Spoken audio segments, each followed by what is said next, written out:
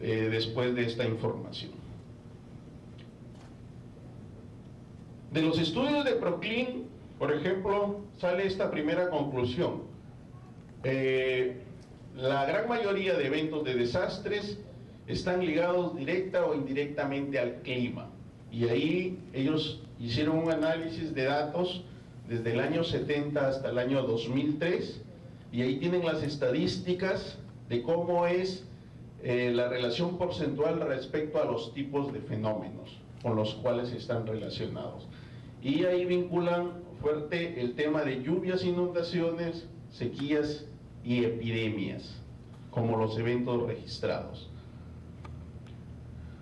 Una segunda estadística que nos deja Proclin en sus estudios es que la mayor incidencia de eventos de desastres producidos para esta región, por hablar de la región Piura, ocurrieron en años donde ocurrió el fenómeno del Niño, y ahí también es la base de datos que analizaron, es cómo es que se dan esos comportamientos, y tienen ustedes la estadística.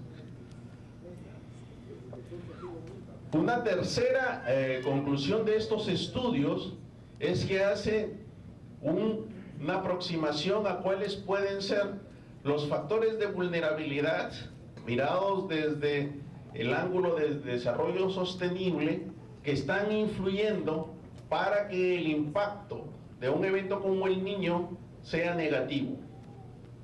Porque también hay que entender que el fenómeno del Niño genera efectos positivos, es decir, no hay que solo mirarlo desde una visión negativa.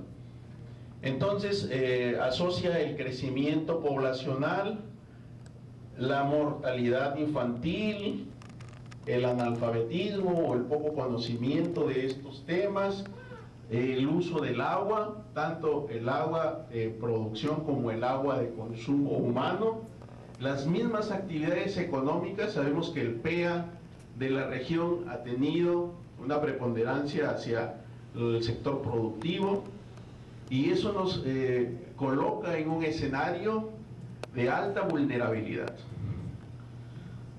Y ahí tienen, este es otro análisis que sale del estudio de Proclin, cómo es que están los PEA por cada una de las actividades económicas respecto a los diferentes fenómenos del Niño que han ocurrido en esta región, y en su gran mayoría decimos que la PEA regional decrece por los efectos del fenómeno del Niño.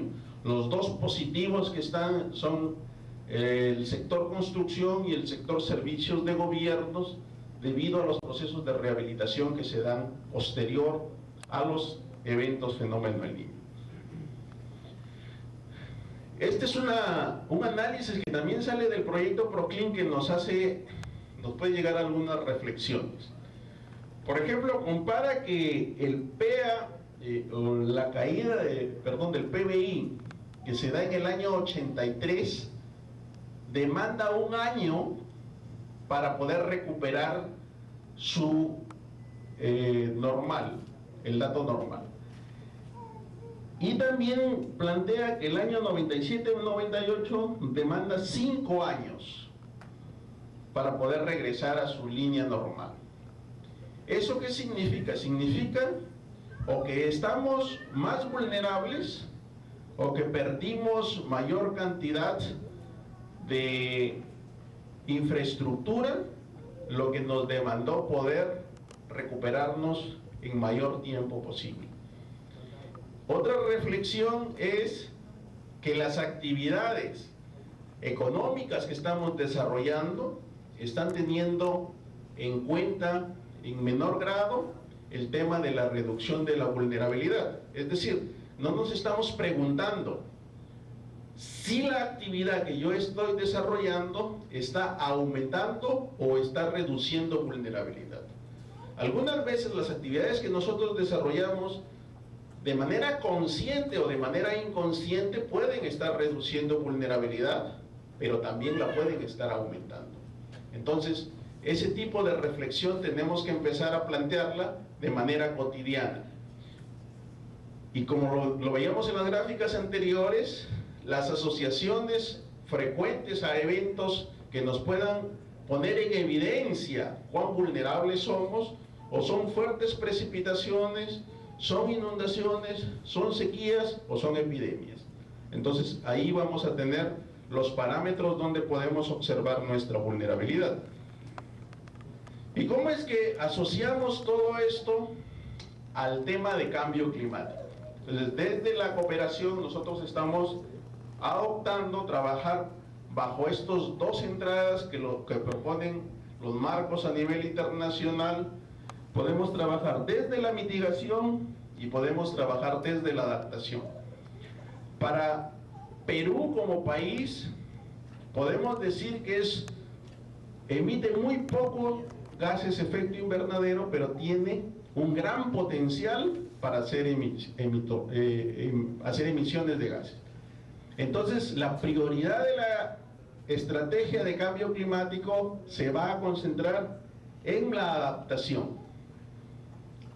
Eso significa que la relación directa con el tema de la reducción de riesgos y la adaptación se da en cómo reducimos los factores de vulnerabilidad. Y para reducir los factores de vulnerabilidad, lo que tenemos que trabajar es cómo lo incorporamos de manera transversal en las diversas actividades económicas, productivas, sociales e institucionales que realizamos de manera cotidiana. Y voy a mostrarles algunas aplicaciones.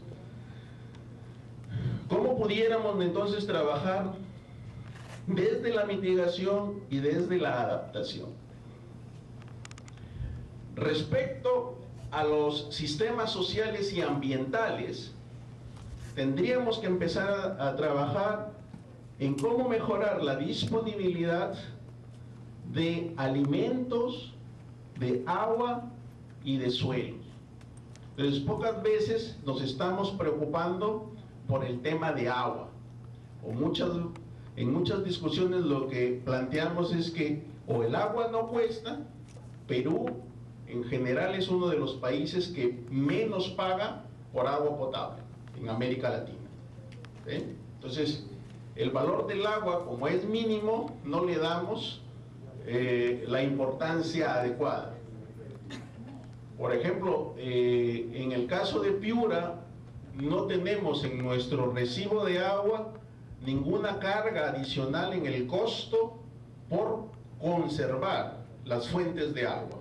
Eso tendríamos que empezarnos a plantear. Tendríamos que proponer, que no va a ser tan fácil, lo estamos haciendo ahora en San Martín, y por aprobar solamente un sol más en el recibo de San Martín ha demorado por lo menos 2 años de negociación. ¿Sí? Por un sol más que sería cargado a el cuidado de las fuentes de agua, por mes por recibo, estoy hablando ahí. Otro tema que tendríamos que darle mayor importancia, no significa que no se está trabajando, es la conservación y recuperación de los ecosistemas y de la biodiversidad. Nos estamos preocupando poco por el tema de la gestión integral de la cuenca, por el tema del mantenimiento de esa posibilidad de esa esponja natural que tenemos en una cuenca para poder hacer que el agua cuando llueva se infiltre en el suelo. De eso nos estamos preocupando poco. Bueno, las estadísticas más fuertes están para la región de Amazonía, donde hay un proceso de deforestación permanente. Pero igual nosotros aquí tenemos el tema del cuidado del bosque seco. Bueno, ¿y cómo empezar a adaptarnos a enfermedades y plagas, no solamente de los cultivos, sino de las familias o de los seres humanos, que también ya se están evidenciando con este cambio de temperatura que nos está apareciendo? Entonces, generalmente ahí escuchamos una frase que es muy común, decimos: el clima está loco, ¿eh? Porque hay comportamientos del clima que no se daban antiguamente, que ahora se están dando. Respecto a los sistemas económicos y políticos, ya esta región tiene aprobado que estos estudios que yo les mencioné en las primeras transparencias se conviertan en instrumentos